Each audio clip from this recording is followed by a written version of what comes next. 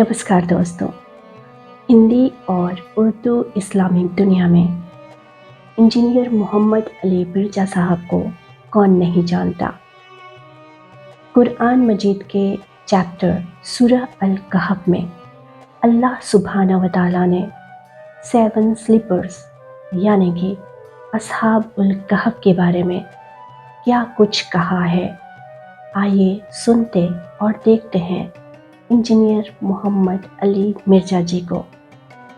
अल्हम्दुलिल्लाह नहमदुहु व नस्तईनुहु व नस्तगफिरुहु व नऊज़ु बिल्लाहि मिन शुरूरि अनफुसिना व मिन सय्यिआति अअमालिना मन यहदिहिल्लाहु फला मुदिल्ल लहु व मन युद्लिल फला हादिय लहु व अशहदु अन ला इलाहा इल्लल्लाहु वहदहु ला शरीक लहु व अशहदु अन्न मुहम्मदन अब्दुहु व रसूलुहु अम्मा बाद फ़इन्न खैरल हदीस किताबुल्लाह व खैरल हदी हदी मुहम्मदिन सल्लल्लाहु अलैहि व आलिहि वसल्लम व शर्रुल उमूरि मुहदसातुहा व कुल्लु मुहदसतिन बिदअह व कुल्लु बिदअतिन दलालह व कुल्लु दलालतिन फिन्नार।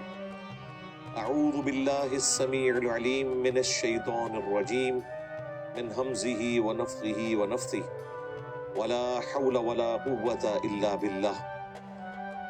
रब्बि इश्रह ली सदरी व यस्सिर ली अमरी वहलुल उक़दतम मिन लिसानी यफ़क़हू क़ौली। बिस्मिल्लाहिर रहमानिर रहीम। इन्नल्लाहा व मलाइकतहू युसल्लूना अलन नबी या अय्युहल्लज़ीना आमनू सल्लू अलैहि व सल्लिमू तस्लीमा।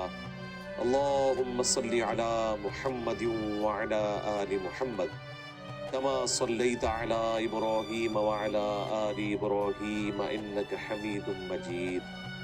अल्लाहुम्मा बारिक अला मुहम्मदिन व अला आलि मुहम्मद कमा बारकता अला इब्राहीम व अला आलि इब्राहीम इन्नका हमीदुम मजीद। रब्बना आतिना मिन लदुनका रहमतन व हय्यि लना मिन अमरिना रशदा। रब्बना आतिना फिद दुनिया हसना व फिल आखिरति हसनतन व क़िना अज़ाबन नार। या हय्यु या क़य्यूम बिरहमतिका अस्तगीथ ला इलाहा इल्ला अंत सुब्हानका इन्नी कुन्तु मिनज़ ज़ालिमीन। हस्बुनल्लाहु व निअमल वकील वला हौला वला कुव्वता इल्ला बिल्लाहिल अलिय्यिल अज़ीम। आमीन। अल्हम्दुलिल्लाह, आज 15 दिसंबर 2024 को हमारी ये कुरान क्लास नंबर 203 की स्टूडियो रिकॉर्डिंग होने जा रही है। आज इंशाअल्लाह ताला हम सूरतुल कहफ में असहाबुल कहफ का जो वाक़या है उससे मुतालिक 18 आयात यानी आयत नंबर 9 से लेकर 26 तक कवर करने की कोशिश करेंगे इंशाअल्लाह ताला। असहाबुल कहफ का वाक़या कुरान हकीम में अल्लाह ताला के औलिया से मुतल्लिक जो करामात है उनमें से एक बहुत बड़ी करामत है जो अल्लाह ताला ने गैर अंबिया के ऊपर फरमाई। असहाबुल कहफ यानी गार वाले, ये 7 नौजवान थे। 7 स्लीपर्स के नाम से बनी इसराइल में इनका जिक्र मौजूद है, जिनको अल्लाह ताला ने मौजज़ाना तौर पर 300 साल तक सुलाए रखा एक गार के अंदर, और कमरी एतबार से 309 साल यानी सोलर ईयर्स 300 है और जो ल्यूनर ईयर्स हैं वो 309 ईयर्स। उसके बाद उन्हें दोबारा उठाया और उस वक्त अल्लाह ताला की तरफ से मौजज़ाना तौर पर पूरी की पूरी रोमन अम्पायर क्रिश्चियनिटी यानी उस वक्त का इस्लाम कबूल कर चुकी थी जब वो दोबारा उठाए गए। लेकिन जिस हाल में जाकर उन्होंने अपनी जान बचाई और एक गार में पनाह ली, वो क्रिश्चियंस के लिए उस वक्त बहुत ही मुश्किल वक्त था। رومن امپائر جو اس وقت دنیا کی سب سے بڑی امپائر تھی وہ بت پرست تھی اور کرسچینٹی کو اپنے لیے خطرہ سمجھتی تھی. اس وجہ سے کرسچنز کے اوپر وہ ظلم کرتے تھے. پھر وقت گزرتا گیا. اللہ کا کرنا یہ ہوا کہ کانسٹنٹائن ایک بادشاہ تھا، رومن ایمپرر، جس کا دور حکومت 306 عیسوی سے لے کر 337 عیسوی تک ہے. 306 اے ڈی سے 337 اے ڈی تک.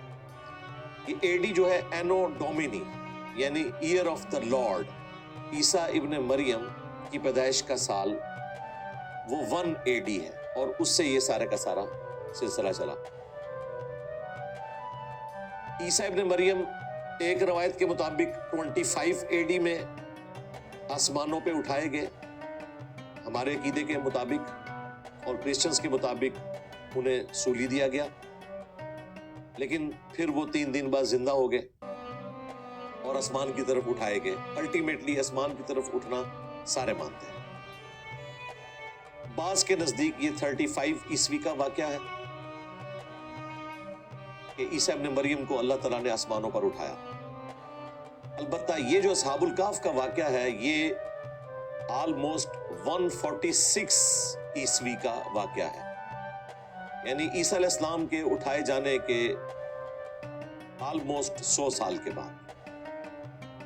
اس سے یہی لگتا ہے کہ یہ یا تو عیسیٰ ابن مریم کے تابعین تھے یا تبع تابعین تھے. اس وقت ویسے عمریں اتنی نہیں ہوتی تھی، موسٹ پروبیبلی یہ تبع تابعین تھے جن کے ساتھ اللہ تعالیٰ نے اتنا غیر معمولی معجزہ کر دیا. چونکہ غیر نبی کے ساتھ ہوا اسی لیے اس کے لیے کرامت کا ورڈ بولا جاتا ہے. کانسٹنٹائن نوبل جو شہر ہے قسطنطینیہ، وہ اسی کانسٹنٹائن بادشاہ کا جو بیٹا تھا اس نے بنوایا تھا. 337 عیسوی کے بعد وہ حکمران بنا اور اس نے یہ شہر آباد کیا جو آج کل استنبول ہے. کانسٹنٹائن بادشاہ جو 337 عیسوی میں فوت ہوا، اس نے اپنی زندگی میں کرسچینٹی قبول کر لی، جس کی وجہ سے پوری رومن امپائر کرسچن ہو گئی. اس زمانے میں بادشاہ کا دین رعایا کا دین ہوتا تھا. پہلے بادشاہ بت پرست تھا تو کرسچنز کو قتل کرواتا تھا، جیلوں میں ڈلواتا تھا، ظلم کرتا تھا. لیکن جب وہ کرسچن ہو گیا، یعنی اس وقت کا مسلم، جب تک رسول اللہ کا انکار انہوں نے نہیں کیا صلی اللہ علیہ وآلہ وسلم، تو مسلم ہی تھے یہ. تو اس کے اسلام قبول کرنے سے، کرسچینٹی قبول کرنے سے پوری امپائر پہ یہ ایک دین کے طور پر نافذ کر دیا گیا. اس کے پیچھے انیشلی تو اس کی حکمت یہ تھی کہ پوری امپائر کو ایک بانڈ میں کرنے کے لیے کہ وہ اتفاق کے ساتھ زندگی گزارے، ایک کامن ریلیجن کی ضرورت تھی. اس نے آبزرو کیا کہ کرسچینٹی کے اندر جو نرم مزاجی والا ایلیمنٹ ہے یہ اتنا غالب ہے، اور دوسروں کی طرف سے آئی ہوئی تکالیف کے اوپر صبر کرنا یہ پریکٹیکلی ان میں موجود ہے، اور وہ آج تک ہے. اس کی تعریف اللہ نے قرآن میں بھی کی ہے کہ ان میں قسیسین ہیں اور رہبان ہیں، نرم دل لوگ ہیں. تو اس نے یہ ارادہ کیا کہ اس کے ذریعے وہ اپنی پوری امپائر کو ایک پیج کے اوپر لے آئے، کامن بانڈ میں، اور یہ کام کر گئی چیز. اور اسی وجہ سے پوری دنیا میں کرسچینٹی پھر پھیل گئی. یہ تبلیغ کی وجہ سے نہیں پھیلی، بلکہ ایک رومن ایمپرر کے کرسچینٹی قبول کرنے کی وجہ سے، کانسٹنٹائن. یہ سارا بیک گراؤنڈ ہے. اب چونکہ اس نے کرسچینٹی قبول کی 337 عیسوی میں، اس وقت آلموسٹ 90 سال ہو چکے تھے اصحاب الکہف کو اپنے غار میں سوئے ہوئے. اس کے بھی مزید 210 سال سولر ایئرز کے پوائنٹ آف ویو سے وہ سوئے رہے. پھر ظاہر ہے کرسچینٹی چل پڑی. جب وہ دوبارہ اٹھائے گئے تو اس وقت کرسچنز کی حکومت تھی، اور انہیں نہیں پتا تھا. اس زمانے میں علم غیب نہیں ہوتا تھا نا، یہ تو جعلی عقیدے بعد میں بنائے گئے ہیں. اپنے بزرگوں کے لیے علم غیب کلیم کرنا. انہیں نہیں پتا تھا کہ کایا کلب ہو چکی ہے. وہ جس وقت غار میں جا کر چھپے تھے اس وقت تو وہ اپنا ایمان بچانے کے لیے غار میں چھپے تھے. اللہ تعالیٰ نے انہیں سلا دیا. اور قرآن پاک میں ان آیات میں آگے چل کر آئے گا کہ ہم نے انہیں تھپکی دی, کانوں پر سلا دیا, اور پھر ہم خود ان کی کروٹیں بدلتے رہتے تھے, بیڈ سول نہ ہو جائے ان کو. اور سورج جو ہے وہ بھی اس غار کے دہانے سے کترا کر گزرتا تھا, اس حوالے سے کہ اس غار کا دہانہ نارتھ کی سائڈ پر تھا. جب روشن دان یا غار کا دہانہ نارتھ کی سائڈ پہ ہو تو ظاہر ہے سورج تو پھر اس طرف سے یوں گزرے گا, ڈائریکٹ لائٹ نہیں پڑے گی کہ ان کی آنکھ نہ کھل جائے. اور وہ غار اتنا بڑا تھا کہ وہ باہر سے سوئے ہوئے نظر بھی آتے تھے. قرآن نے یہ بھی نقل کیا ہے کہ ان کا کتا جو ہے وہ اپنے بازو بچھائے ہوئے اس دہانے پر بیٹھا ہے, اور جیسے ہی تم اس کے قریب جاؤ تو روب کھا جاؤ. اور اصحاب الکہف اس نیند کی حالت میں بھی اللہ تعالیٰ نے ان کے چہروں پر ایسا روب ڈالا تھا کہ کوئی ان کے پاس جا نہیں سکتا تھا. اس کے بعد خیر اس پہ تختی لگا دی گئی. جو اس وقت کا بادشاہ تھا اندر تو جا نہیں سکتے تھے, اور یوں انہوں نے سمجھ لیں ایک طرح سے اندر دفن ہی کر دیا. پھر 300 سال کے بعد اللہ تعالیٰ نے انہیں اٹھایا اور انہوں نے آپس میں مشورہ کیا. ایک بندے کو انہوں نے روانہ کیا شہر کی طرف اور اسے کہا کہ بات نرمی سے کرنا. وَلْيَتَلَطَّفْ, یہی وہ قرآن کا ورڈ ہے جو سینٹر ہے الفاظ کے اعتبار سے, جو موٹا لکھا ہوتا ہے قرآن پاک میں. اور کوئی پاکیزہ رزق لے کر آنا, بات نرمی سے کرنا, ایسا نہ ہو کہ انہیں پتہ چل جائے کہ ہم وہی لوگ ہیں. انہیں تو نہیں پتا تھا کہ یہ تو 300 سال گزر چکے ہیں, پیچھے تو کایا کلب ہو چکی ہے. اور جس دین کی خاطر انہوں نے یہ قربانی دی تھی اپنے بیوی بچوں کی, ماں باپ کی, پوری قوم سے جان بچا کر وہ غار میں پناہ لینے پر مجبور ہوئے تھے. ان کی پوری قوم مسلمان ہو چکی ہے, بلکہ ان کی تو اب کئی نسلیں گزر چکی ہیں. 300 سال تو بڑا عرصہ ہے. اور ان کے پاس چاندی کے سکے تھے, ان سکوں کی وجہ سے وہ پہچانے گئے, اور پھر ظاہر ہے اس وقت کے وہ اولیاء اللہ ڈکلیئر ہو گئے اور لوگوں نے انہیں عزت دی. لیکن ان کے لیے ایک مشکل وقت تھا. انہوں نے اللہ تعالیٰ کے لیے ایک قربانی کی تھی. وہ غار میں دوبارہ چلے گئے اور انہوں نے اللہ تعالیٰ سے دعا کی کہ ہمیں اب اپنے پاس بلا لے تاکہ ہم اس سسٹم میں کوئی ایک پیر خانہ کھول کر یا کوئی گدی بنا کر نہ بیٹھ جائیں. بس اتنا ہی کافی تھا. پھر اللہ تعالیٰ نے انہیں دوبارہ وہاں پر سلا دیا. ویسے تو آج کل اصحاب الکہف کی کئی یہ غاریں مشہور ہیں, لوگ جاتے بھی ہیں وہاں, وہ دکھا بھی رہے ہوتے ہیں ان کی ہڈیاں ہیں. واللہ عالم, یہ کوئی کنفرم نہیں کہ وہ کون سا غار تھا. مختلف ویڈیوز اس کے حوالے سے تاریخی مقامات کی اویلیبل ہیں یوٹیوب کے اوپر, وہ آپ دیکھ سکتے ہیں. تو یہ ایک بلو پرنٹ تھا اس پورے واقعے کا. قرآن حکیم میں یہ واقعہ اللہ تعالیٰ کی قدرت کی نشانی کے طور پر پریزنٹ ہوا, اور اس سے ایک مورل لیسن بتایا گیا کہ اگر آپ خدا کے لیے کمٹمنٹ شو کریں تو اللہ تعالیٰ آپ کو مایوس نہیں کرتا.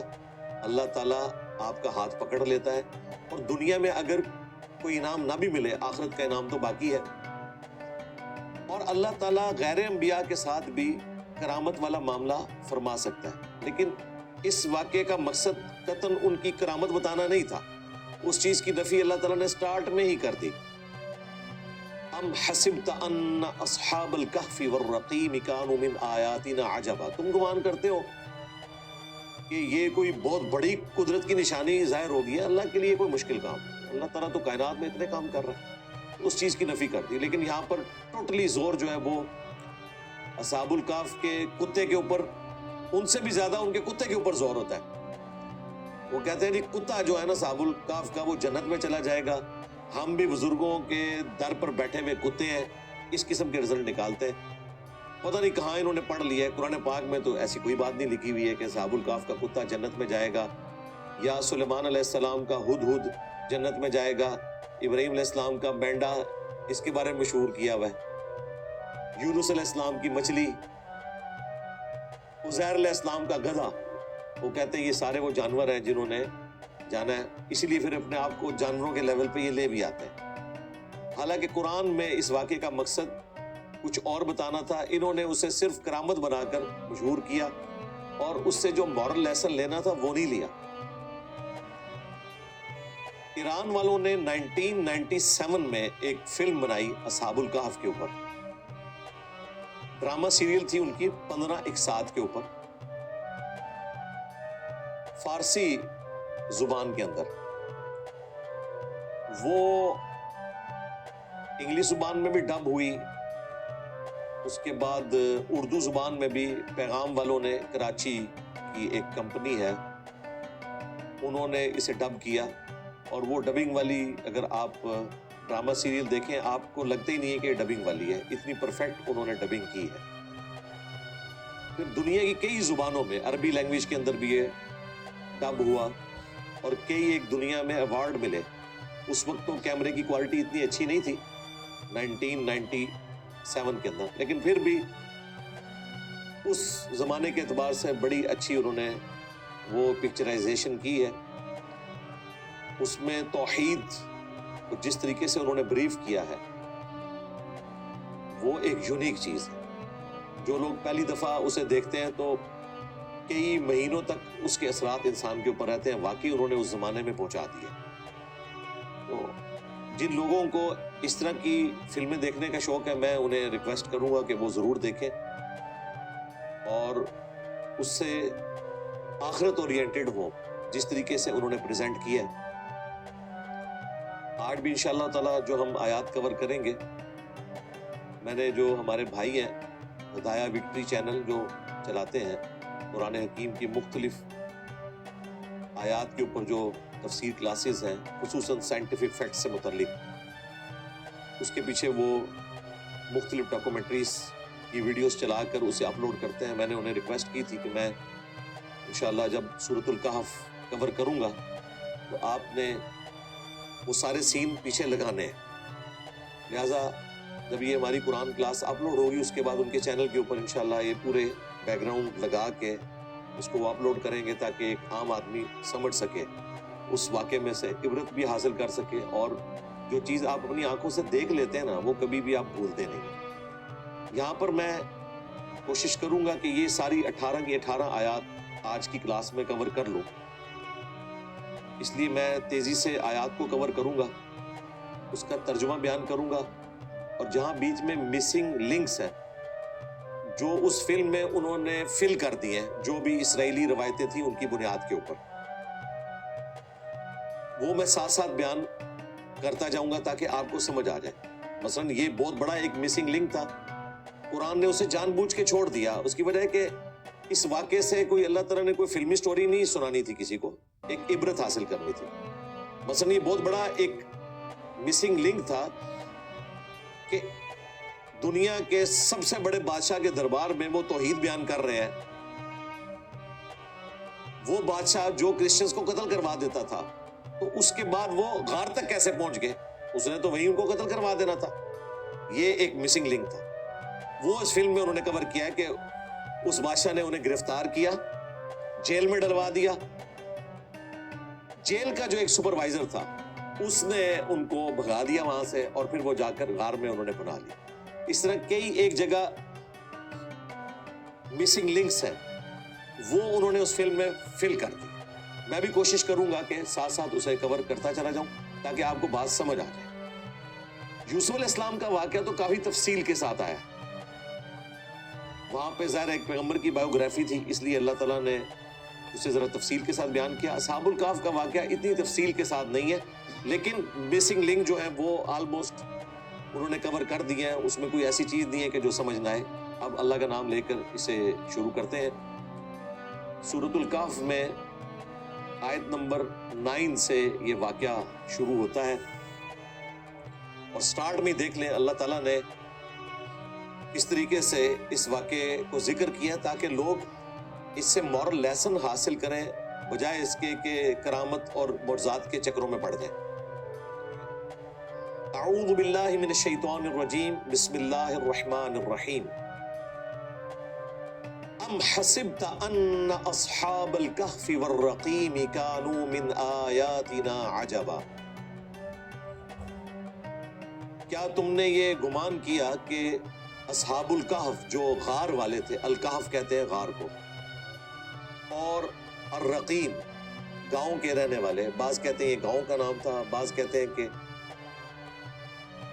چونکہ ان کا نام ایک تختی پر لکھ کر اس غار کے دہانے پر لگا دیا گیا تھا، اس لیے اسے الرقیم کہتے ہیں۔ بہرحال کچھ بھی ہو، کیا تم نے یہ گمان کیا کہ یہ اصحاب الکہف کا جو واقعہ ہے، 300 سال تک سوئے رہنا اور قمری اعتبار سے 309 سال تک، یہ کوئی ہماری قدرت کی عجیب نشانیوں میں سے ہے؟ نہیں، اس سے بڑی بڑی قدرت کی عجیب نشانیاں اس کائنات میں موجود ہیں جن کو تم آبزرو کرتے ہو، لیکن تم ان معجزات کے عادی ہو چکے ہو۔ مثلا انڈے میں سے چوزے کا نکلنا، اگر کوئی شخص ایسی دنیا کا باشندہ ہو جسے نہ پتا ہو کہ انڈے میں سے چوزا نکلتا ہے اور وہ پھر بڑا ہو کر اتنا پیارا مرغ بن جاتا ہے، وہ کبھی نہیں مانے گا۔ جس نے صرف انڈا توڑ کر کھایا ہو، ایک لیسدار مادہ، وہ مان ہی نہیں سکتا کہ خود بخود اس میں سے چوزا کیسے نکلے گا۔ تو ظاہر ہے وہ خود بخود نہیں نکل رہا ہوتا، اللہ تعالیٰ کا ڈیوائن پلان ہے جس کے تحت یہ سب کچھ ہوتا ہے۔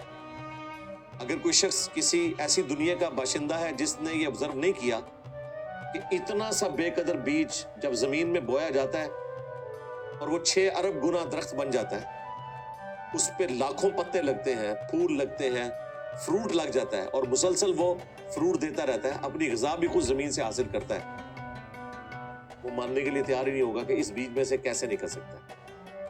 تو یہ سارے کے سارے اللہ تعالیٰ کے معجزات ہیں اس کائنات میں، فزیکل فینومینا آف نیچر۔ انہی میں سے ایک یہ ہے کہ اللہ تعالیٰ چاہے تو کسی کو 300 سال کے لیے سلا بھی سکتا ہے۔ اذ اوى الفتية الى الكهف، جبکہ ان نوجوانوں نے ایک غار میں پناہ لی، فقالوا، تو وہاں پھر انہوں نے اللہ کے حضور دعا کی، ربنا آتنا من لدنک رحمہ، اے رب ہمارے ہمیں اپنے پاس سے رحمت عطا فرما، وہیئ لنا من امرنا رشدا، اور ہمارے اس کام میں کامیابی کی کوئی راہ نکال دے۔ یہ وہ دعا ہے اصحاب الکہف کی، بہت ایکسٹراڈنری دعا ہے، اسے حرز جاں بنائیں۔ ہم نے بھی جب اس چھوٹے سے پلیٹ فارم سے یہ دعوت شروع کی تھی تو میں ہمیشہ یہ دعا مانگا کرتا تھا کہ اتنا بڑا فرقوں کا ایک فتنہ مسلط ہے اس امت کے اوپر، ایک شخص کس طرح ان سارے فرقوں سے ٹکر لے کر انہیں قرآن و سنت کی بات پہنچا سکتا ہے۔ تو ہمیشہ مجھے یہ چیز ذہن میں آتی تھی کہ اصحاب الکہف کا بھی ہاتھ اللہ نے پکڑا تھا، تو ہم تو خاتم النبیین کی امت سے ہیں صلی اللہ علیہ وآلہ وسلم، تو یہ دعا میں ہمیشہ مانگتا رہا ہوں، اب بھی مانگتا ہوں، مستقبل میں مانگوں گا انشاءاللہ۔ یہ دعا زبانی یاد کریں۔ ویسے تو اصحاب الکہف کی اس دعا پر ان 10 آیات کا اینڈ بھی ہو رہا ہے، جس کے بارے میں صحیح مسلم میں حدیث ہے کہ اگر تم دجال کو اپنے سامنے پاؤ تو 10 آیات کی تلاوت کرنا، اللہ تعالیٰ تمہیں فتنے سے محفوظ کر لے گا۔ تو اس کی قرأت تو آپ کو روزانہ ایک دفعہ کرنی چاہیے تاکہ یہ زبانی یاد بھی ہو جائے۔ ایک اور حدیث ہے صحیح مسلم میں کہ جسے سورۃ الکہف کی پہلی 10 آیات زبانی یاد ہوں گی، اللہ تعالیٰ دجال کے فتنے سے اسے بچا لے گا۔ اور بچنا کیسے ہے وہ دوسری حدیث میں کہ اس کے سامنے قرأت کرنی ہے، اگر خدا نہ خواستہ یہ صورتحال درپیش ہو، ورنہ تو اللہ سے پناہ ہی مانگنی چاہیے کہ انسان کو اس آزمائش سے نہ گزرنا پڑے۔ اللہ تعالیٰ فرما رہا ہے جب انہوں نے دعا کی، فَضَرَبْنَا عَلَىٰ آذَانِهِمْ فِي الْكَهْفِ سِنِينَ عَدَدًا، تو ہم نے ان کے کانوں پر تھپکی دی اور پھر کئی برس تک انہیں سلائے رکھا اسی غار کے اندر۔ اب یہ غار تک کیسے پہنچے وہ آگے جا کر ذکر آئے گا، ابھی تو ایک تمہید بنائی جا رہی ہے۔ ثُمَّ بَعَثْنَاهُمْ لِنَعْلَمَ أَيُّ الْحِزْبَيْنِ أَحْصَىٰ، پھر ہم نے انہیں جگایا تاکہ 2 گروہ جو اس بارے میں جھگڑا کرتے ہیں کہ کتنا عرصہ وہ اس غار کے اندر رہے، تو ہم دیکھیں احصا لما لبثوا امدا کہ ان دونوں گروہوں میں سے کون صحیح بات کرتا ہے، اور پھر اللہ تعالیٰ نے جو اختلاف تھا اسے ختم کیا اور بتا دیا کہ یہ 309 سال تک رہے ہیں۔ لیونر ایئرز کے پوائنٹ آف ویو سے جو چاند کے مہینے ہیں وہ 355 دنوں کا ایک سال ہوتا ہے، اور اگر سولر ایئرز جو ہمارے چل رہے ہیں اس کے اعتبار سے 300 سال تک وہ سوئے رہے، وہ آگے جا کر ذکر آ جائے گا۔ نحن نقص علیک نبأہم بالحق، ہم ان کا ٹھیک ٹھیک حال تم سے بیان کرتے ہیں۔ اب اللہ تعالیٰ نے وہ واقعہ بیان کرنا شروع کر دیا۔ شروع میں تو جنرل ذکر کیا، اس کے بعد کہا کہ ہم صحیح بیان تمہارے سامنے رکھتے ہیں۔ انہم فتیۃ، وہ چند نوجوان تھے، آمنوا بربہم، وہ اپنے رب کے اوپر ایمان لائے۔ یہ نوجوان کے اوپر آپ نے تفکر کرنا ہے، بوڑھی ہڈیاں بہت کم چینج ہوتی ہیں، نوجوان لوگ رسک لے لیتے ہیں، دلیری موجود ہوتی ہے، اسی لیے حق قبول کرتے ہیں۔ نبی علیہ السلام پر بھی ایمان لانے والے مور دین 90% نوجوان ہی تھے، اور ان میں سے بھی آپ سمجھ لیں 70% سے زیادہ ٹین ایجرز تھے۔ تو اللہ تعالیٰ نے ذکر کیا کہ وہ چند نوجوان تھے جو اپنے رب پر ایمان لائے، وزدناہم ہدا، اور پھر جب وہ ایمان لائے تو پھر ہم نے ان کی ہدایت میں اضافہ کر دیا۔ یہ وہاں کی ایلیٹ کلاس تھی، عام لوگ نہیں تھے، ایلیٹ کلاس کے لوگ تھے، اور اسی کی وجہ سے پھر اثر پڑتا ہے باقی دربار والوں کے اوپر بھی کہ انہوں نے اپنی آسائش کی زندگی چھوڑ کر ایک مشکل راستہ اختیار کیا ہے کہ وقت حکمران کے ساتھ ٹکرا گئے۔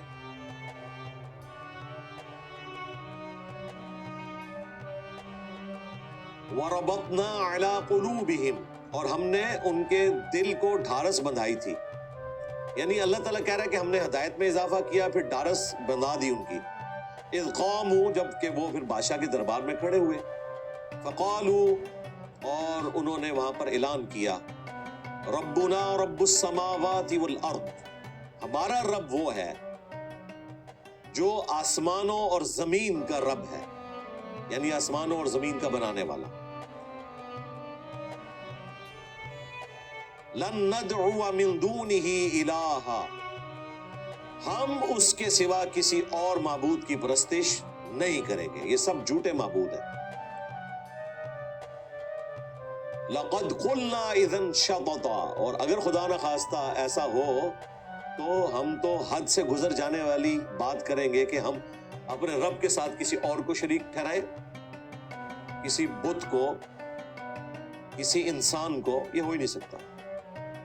ہؤلاء قوم اتخذوا من دونہ آلہہ، اور یہ جو ہماری قوم ہے اس نے اللہ کے سوا اور جھوٹے معبود بنا لیے ہیں، کہ یہ بت بنائے ہوئے تھے۔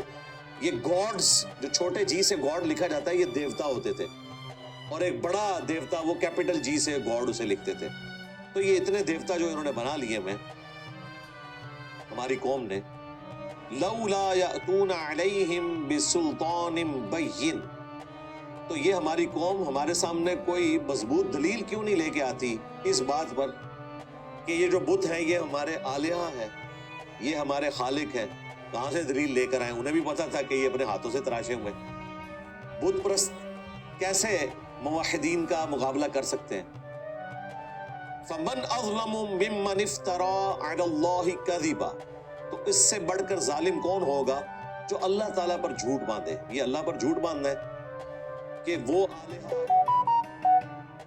انہوں نے خود سے تراش لیے ہیں انہیں اللہ کے ساتھ شریک ٹھہرایا جائے، یا یہ کہا جائے کہ وہ بڑا گاڈ ہے کیپٹل جی کے ساتھ اور یہ چھوٹے چھوٹے دیوتا ہیں۔ دونوں صورتوں میں یہ اللہ تعالیٰ کے اوپر جھوٹ باندھنا ہے، شرک سب سے بڑا ظلم ہے۔ وَإِذِ اعْتَزَلْتُمُوهُمْ وَمَا يَعْبُدُونَ إِلَّا اللَّهَ، اور جب تم اپنی قوم سے الگ ہو چکے ہو اور اللہ کے سوا جن کی عبادت کی جاتی ہے ان کو تم نے چھوڑ دیا ہے، فَأْوُوا إِلَى الْكَهْفِ، تو ان سب سے الگ ہو کر غار میں جا کر پناہ لو. ینشر لکم ربکم من رحمتہ، قریب ہے کہ تمہارا رب تم پر اپنی رحمت پھیلا دے.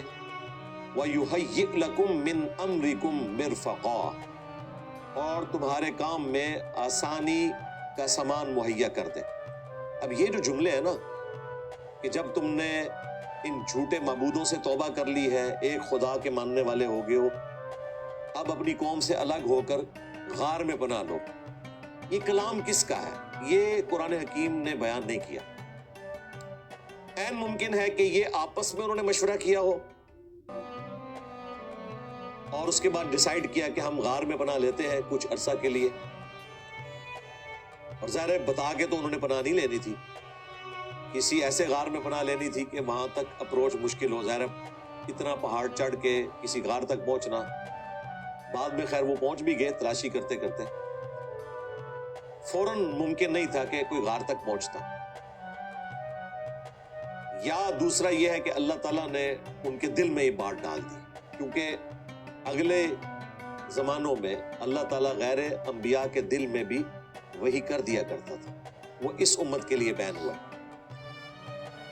تو یہ کوئی کشف الہام والا معاملہ بھی ہو سکتا ہے. اس امت میں تو یہ بین ہے. اس امت کے لیے غیر انبیاء کے ساتھ بھی ایسا معاملہ ہوتا تھا، جو بخاری مسلم میں حدیث ہے کہ اگلی امتوں میں محدث ہوا کرتے تھے جن کے دل میں اللہ بات ڈالتا تھا. میری امت میں اگر کوئی ہوتا تو عمر ہوتا، لیکن وہ بھی نہیں ہے. اگر ہوتا تو عمر ہوتا. اس حدیث کے اوپر میری تفصیلی ویڈیوز ریکارڈ ہیں. تو انہوں نے جا کر غار میں پناہ لی. اب غار کا اللہ تعالیٰ ذکر فرما رہا ہے.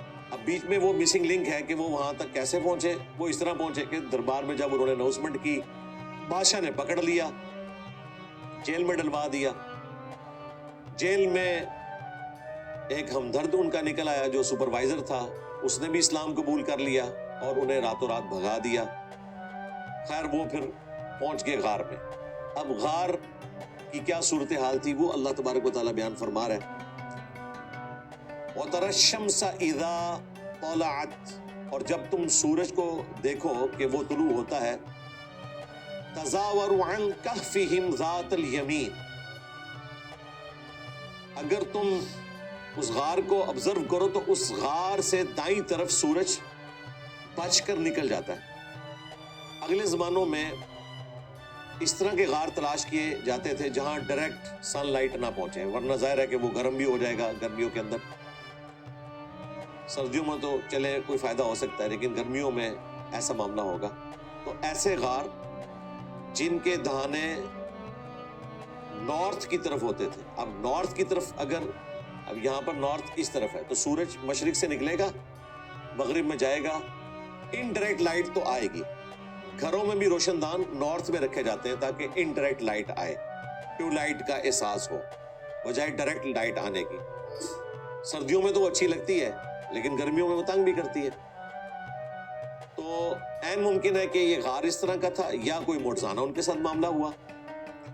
وَإِذَا غَرَبَتْ تَقْرِضُهُمْ ذَاتَ الشِّمَالِ، اور جب وہ سورج غروب ہونے لگتا ہے تو وہ بائیں طرف سے کترا جاتا ہے.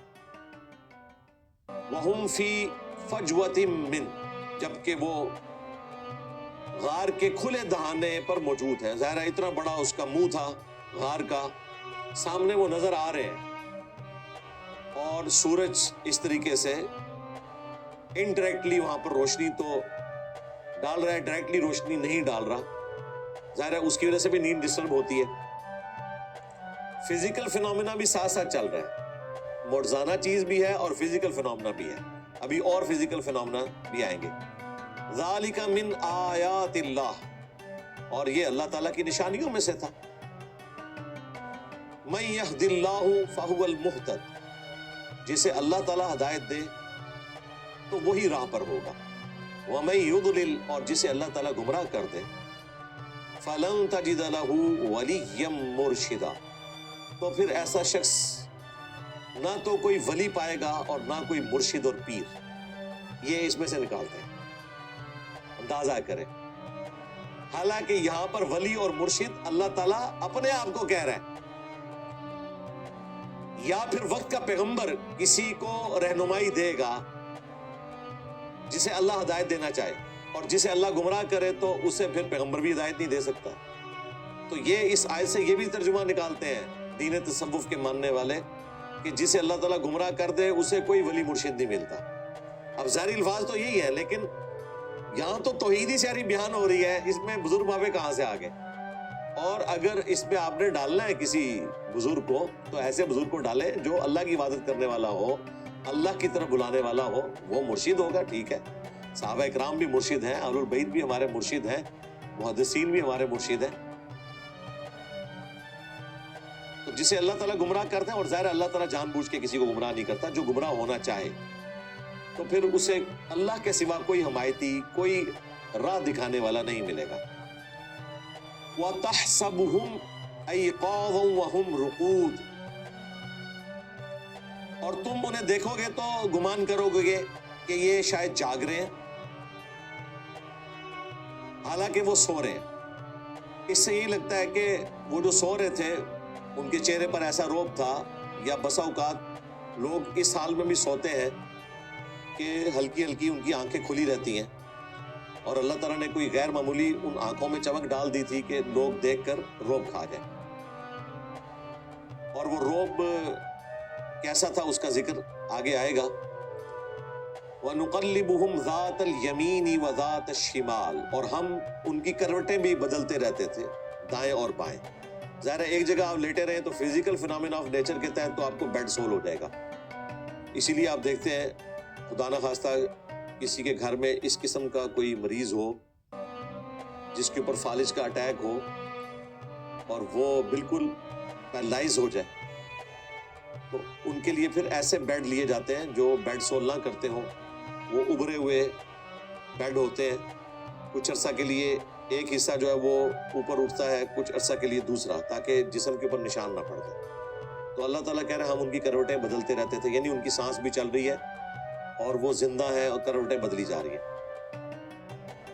وَكَلْبُهُمْ بَاسِطٌ ذِرَاعَيْهِ بِالْوَسِيطِ، اور جو ان کا کتا ہے وہ اپنی کلائیاں پھیلائے ہوئے غار کی چوکھٹ کے اوپر بیٹھا ہے۔ ایک خونخوار قسم کا کتا، اس کا بھی ایک روب ہے، ظاہر ہے وہ ان کی حفاظت کے لیے بیٹھا ہوا ہے۔ اب اللہ تعالیٰ نے اس روب کا ذکر کیا ہے۔ لَوِ اطَّلَعَتْ عَلَيْهِمْ، اگر تم انہیں جھانک کر دیکھتے نا اس وقت، یا اس وقت جو بھی دیکھتا تھا،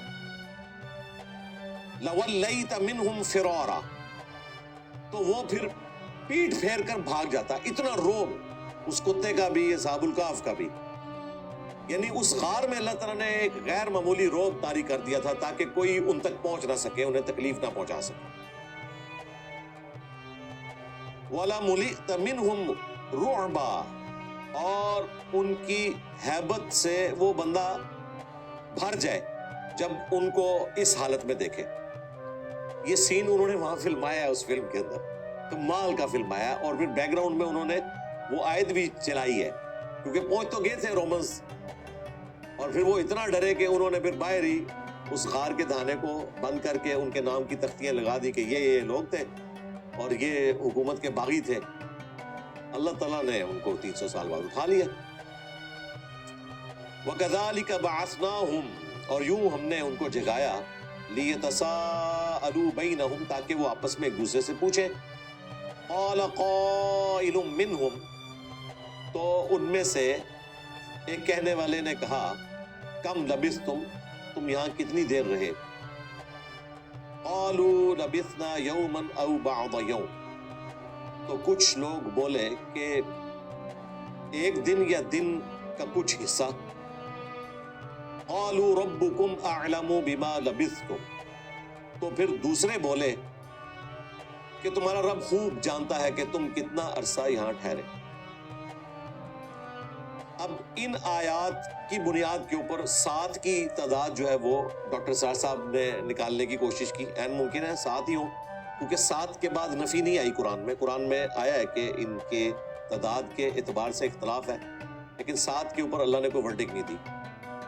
وہ اس طرح کے عربی زبان میں جمع کا صیغہ کم از کم 3 سے شروع ہوتا ہے، تو یہاں پر اللہ تعالیٰ فرما رہا ہے کہ ایک بندے نے کہا کہ کتنا عرصہ رہے، تو جو بولنے والے ہیں وہ کم از کم 3 ہیں جنہوں نے یہ کہا کہ دن یا دن کا کچھ حصہ، اور دوسرا جو اوپینین رکھنے والے ہیں وہ بھی کم از کم 3 ہیں، کیونکہ ان کے لیے بھی جمع کا صیغہ ہے کہ انہوں نے آگے سے کہا کہ اللہ بہتر جانتا ہے کہ ہم کتنا عرصہ رہیں۔ تو کم از کم اگر گنے جائیں، ایک پارٹی جو یہ کہہ رہی ہے کہ دن یا دن کا کچھ حصہ، وہ 3 ہے، اور دوسرے کہہ رہے ہیں کہ ہمیں نہیں پتا، اللہ بہتر جانتا ہے، وہ بھی 3 ہے، اور ایک وہ ہے جس نے یہ آواز وہاں بلند کی ہے کہ جی کتنا عرصہ رہے۔ تو یوں ملا کے یہ 7 ہوئے، اور کتا جو ہے وہ 8واں ہو گیا۔ قرآن پاک میں اس کے اوپر بحث بھی آگے چل کر آئے گی۔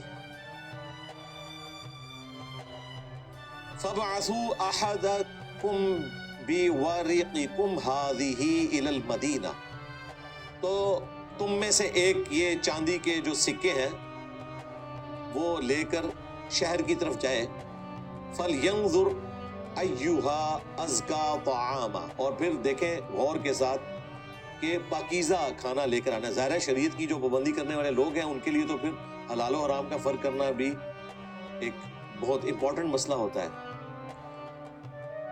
فَلْيَأْتِكُمْ بِرِزْقٍ مِّنْهُ، تاکہ وہ تمہارے لیے کھانا لے کر آ سکے۔ ایک بندے کو بھیجو درہم دے کر، چاندی کے سکے دے کر، اور وہ کھانا بھی پاکیزہ لے کر آئے تمہارے لیے تاکہ ہم اسے کھا سکیں۔ وَلْيَتَلَطَّفْ، اور اس کو نصیحت کی کہ آپ نے بات نرمی سے کرنی ہے، یعنی بڑے طریقے سے بات کرنی ہے۔ ظاہر ہے اپنی آئیڈینٹی بھی چھپانی ہے، اور ڈسکلوز نہ ہو جائے کہ یہ وہی لوگ ہیں جو بھاگے تھے جیل توڑ کر، اور بادشاہ کے حوالے تمہیں کر دیا جائے۔ اب ان بیچاروں کو تو پتہ ہی نہیں ہے کہ 300 سال گزر چکے ہیں، اور اس زمانے میں تو یہ جعلی عقیدہ علم غیب والا ہوتا ہی نہیں تھا۔ علم غیب تو صرف پیغمبروں کے ساتھ خاص ہے، اور یہ وہ اولیاء ہیں جن کے واقعے کے اعتبار سے پوری سورت کا نام سورۃ الکہف ہے، جن کو اللہ نے 300 سال تک سلایا ہے، علم غیب پھر بھی نہیں ان کو دیا۔ لو سامو، یہ ساتھ ساتھ رزلٹ نکل رہے ہیں، تو بات نرمی سے کرنی ہے۔ اب یہ جو لفظ ہے نا وَلْيَتَلَطَّفْ، یہ قرآن کا سینٹر ہے، اور دیکھیں یہ جو لفظ ہے اس میں بھی ٹوٹل حرف کتنے ہیں؟ 1 2 3 4 5 6 7، یہ بھی سینٹر ہو جاتا ہے۔ 3 ایک طرف، 3 ایک طرف، اور سینٹر میں کون سا لفظ آئے گا؟ تا۔ ٹھیک ہے، یہ ایگزیکٹلی قرآن کا سینٹر ہے، یہ تا۔ 3 اس طرف، 3 اس طرف، اور پورا قرآن کا ایک حصہ اس طرف، ایک اس طرف۔ اسی لیے عموماً قرآن میں یہ بڑا کر کے لفظ لکھا جاتا ہے تاکہ پتہ چل جائے یہ سینٹر ہے قرآن کا۔ وَلَا يُشْعِرَنَّ بِكُمْ أَحَدًا، اور دیکھنا کسی ایک کو بھی تمہارے بارے میں پتہ نہ چلے کہ تم وہی لوگ ہو جو مطلوب ہیں اس وقت کی حکومت کو، اور تمہاری آئیڈینٹی شو نہ ہو، کیونکہ صرف وہ نہیں پکڑا جائے گا، یہ بھی پکڑے جائیں گے۔ اس سے یہ بھی پتا چلا کہ نگاہ مار کے کوئی کسی کو غائب بھی نہیں کر سکتا، دنیاوی اسباب آپ نے اختیار کرنے، ادروائز پکڑے جائیں گے۔ انہم ان یظہروا علیکم، بے شک اگر انہوں نے تمہارے بارے میں جان لیا، یرجموکم، تو وہ پھر تمہیں رجم کر دیں گے، پتھر مار مار کر ہلاک کر دیں گے، او یعیدوکم فی ملتہم، یا پھر تمہیں مجبور کریں گے کہ تم انہی کی ملت پر آ جاؤ، تم اپنا دین چھوڑنے پر مجبور ہو جاؤ۔ وَلَن تُفْلِحُوا إِذًا أَبَدًا، اور اگر خدا نخواستہ ایسا ہوا تو پھر تم کبھی بھی کامیاب نہیں ہو سکو گے، ہمیشہ کی ناکامیاں تمہارا مقدر ہوگی اگر تم نے اپنا دین چھوڑ دیا۔ یعنی دین بچانے کی خاطر انہیں یہ ساری احتیاطیں کرنی پڑ رہی ہیں۔ کوئی کسی کے پاس کوئی ایسی روحانی طاقت نہیں ہے کہ وہ اپنے دشمنوں کو جلا کر راکھ کر دے، یہ بھی اس سے رزلٹ نکل رہا ہے۔ اگر یہ سب کچھ ہوتا ہو نا اس طریقے سے، پھر دنیا تو امتحان گاہ نہیں رہے گی، یہ دنیا تو امتحان گاہ ہے۔ وَكَذَلِكَ أَعْثَرْنَا عَلَيْهِمْ، اور اسی طرح ہم نے ان کی اطلاع کر دی، لِيَعْلَمُوا أَنَّ وَعْدَ اللَّهِ حَقٌّ، تاکہ لوگ جان لیں کہ اللہ کا وعدہ سچا ہے۔ کون سا وعدہ؟ وَأَنَّ السَّاعَةَ لَا رَيْبَ فِيهَا، کہ قیامت آنے میں کوئی شبہ نہیں ہے۔ یہ اب اشارتاً بات ہوئی ہے، پوری سٹوری اس میں جو فٹ ان بیٹھتی ہے وہ یہ ہے کہ وہ جب کھانا خرید رہے تھے تو وہ سکے تو اس زمانے کے ہے ہی نہیں تھے۔ جہاں انہوں نے خوراک خریدی، اس بندے نے سمجھا کہ اس کے پاس کوئی خزانہ ہاتھ لگ گیا ہے، اس کو پہچان تو سکتے نہیں تھے، ظاہر ہے اس زمانے کے ہے ہی نہیں تھے، وہ یہ سمجھ رہے تھے کہ یہ ہمارے زمانے کے لوگ ہیں، لیکن وہاں نقشہ بدلا ان کو بہرحال نظر آیا، لیکن انہوں نے اس کا اظہار نہیں کیا، ان کا ٹھیک ہے کھانا لے کے واپس جاتے ہیں۔ اب وہ سکے جب دیکھے تو لوگوں کے دلوں میں لالچ آیا، انہوں نے کہا کہ یہ لگتا ہے کوئی خزانہ ہے، وہ پیچھے گئے تو پھر پتہ چلا کہ تو وہ لوگ ہیں جو ان کو پتا تھا، کیونکہ اب وہ پوری رومن امپائر مسلمان ہو چکی ہوئی تھی۔ وہ 337 عیسوی کے اندر کانسٹنٹائن چونکہ کرسچن ہو گیا تھا تو کرسچینٹی پوری سلطنت نے اختیار کر لی تھی، اور یوں وہ ڈسکلوز ہو گئے۔ اب وہ تو اس وقت غوث وقت وہاں کے ڈکلیئر ہو گئے، تو اللہ تعالیٰ فرمایا اس واقعے کے ذریعے ہم نے یہ چیز واضح کر دی کہ اللہ کا وعدہ سچا ہے۔ کون سا وعدہ؟ کہ مرنے کے بعد اللہ تعالیٰ زندہ کر لے گا، اور یہ کہ قیامت قائم ہوگی۔ اس زمانے میں اگر کسی کے دماغ میں اس طرح کا فطور آیا تھا اور فتنے پھیلے ہوئے تھے لوگوں میں اس قسم کی گفتگو کے جب ہم مر کر مٹی ہو جائیں گے، ہماری ہڈیاں گل سڑ جائیں گی، ہمیں کون زندہ کرے گا، تو یہ واقعہ اللہ تعالیٰ نے ان کے ایمان کو مضبوط کرنے کے لیے دکھا دیا کہ وہ اللہ جو 300 سال بعد اس طرح سوئے ہوئے لوگوں کو زندہ کر سکتا ہے، جبکہ ان کی عمریں بھی وہیں پر رک گئی ہیں، تو گویا کہ وہ مردہ ہی تھے جو زندہ ہوئے، تو اللہ تعالیٰ یہ کام بھی کر سکتا ہے۔ اِذْ يَتَنَازَعُونَ بَيْنَهُمْ أَمْرَهُمْ، جب وہ لوگ ان کے معاملے میں آپس میں جھگڑنے لگے۔ فَقَالُوا ابْنُوا عَلَيْهِمْ بُنْيَانًا، تو کچھ بولے کہ ان کے غار پر کوئی عمارت بنا دیتے ہیں یادگار کے طور پر۔ اب یہاں پر بھی وہ مسنگ لنک ہے کہ کیا ہوا؟ ظاہر ہے جب انہوں نے دیکھا لوگ ان کی اتنی عزت کر رہے ہیں تو انہوں نے تو سب قربانی اللہ کے لیے دی تھی، نہ کہ یہ کہ وہ کوئی خانقاہ چلاتے۔ وہ دوبارہ غار میں گئے، انہوں نے اللہ سے دعا کی کہ اللہ بس اب اس زندگی میں ہمارے لیے کچھ نہیں ہے، کیونکہ ان کے تو بیوی بچے رشتہ دار وہ تو کئی صدیاں پہلے دنیا سے جا چکے، یہ زندگی تو ان کے لیے ایک مشکل زندگی اس اعتبار سے بھی ہونی تھی۔ پھر اللہ تعالیٰ نے وہیں پر ان کی روح قبض کر لی اور وہی غار ان کی قبر بن گئی۔ تو وہاں پر پھر لوگوں نے مشورہ کیا، کسی نے کہا کہ اس پہ ہم عمارت بنا دیتے ہیں ایک یادگار کے طور پر۔ ربهم اعلم بهم، اللہ تعالیٰ خوب جانتا ہے جو وہ کرنے والے تھے۔ قال الذين غلبوا على امرهم، تو جو اس معاملے میں غالب آئے، جن کا مشورہ مانا گیا، وہ لوگ تھے جنہوں نے کہا لَنَتَّخِذَنَّ عَلَيْهِمْ مَسْجِدًا، کہ ہم اس کے اوپر ایک مسجد بنائیں گے۔ تو وہاں یادگار کے لیے ان کی اس غار کے پاس ایک مسجد بنا لی۔ اب یہ وہ چیز ہے جس کو بنیاد بنا کر صوفیاء کہتے ہیں کہ ہم بھی بزرگوں کے مزارات کے اوپر مسجدیں بناتے ہیں، کیونکہ اصحاب الکہف کے ماننے والوں نے بھی مسجد بنائی تھی، اور قرآن پاک میں یہ واقعہ رپورٹ ہوا ہے۔ قرآن میں یہ واقعہ رپورٹ ہوا، اس کی نفی نہ بھی آئے کوئی فرق نہیں پڑتا، کیونکہ یہ ہماری اس شریعت سے متعلقہ نہیں ہے۔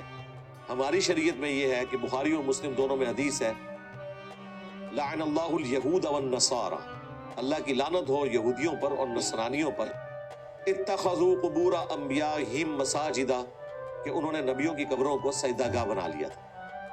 البتہ جو حدیثوں کو نہیں مانتے ان کے لیے تو واقعی یہ دلیل بن جائے گی، یعنی جو منکرین حدیث ہیں ان کو تو چاہیے کہ وہ اپنے بزرگوں کی قبروں کے اوپر مزار بھی بنائیں، مسجدیں بھی بنائیں، کیونکہ وہ حدیث کو تو مانتے نہیں ہیں۔